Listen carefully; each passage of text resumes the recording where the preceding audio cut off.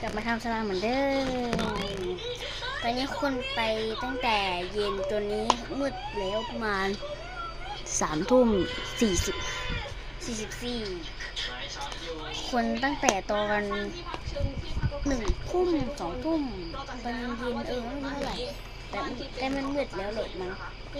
แต่ตอนนี้3 ทุ่ม 44แล้ว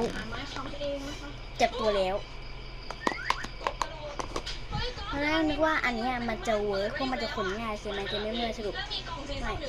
แต่พอปล่อยไว้มันกับค่อยๆกลายเป็นตัวให้เราเลิศมากเราจะทำให้มันเป็นแบบชาเขียวนะทุกคนจะทำให้มันเป็นชาเขียว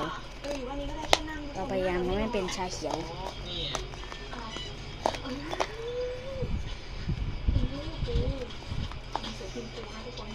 เลิศชีวิตเราเลิศ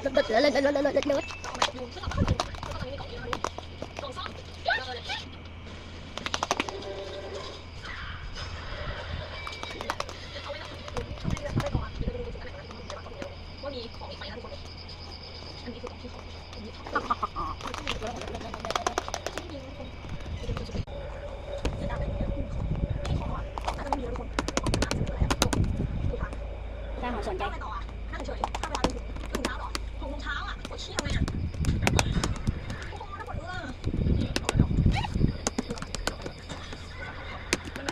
ุกคนตอนนี้ก็ได้เล็กอันนึงแล้วนะคะทุกคน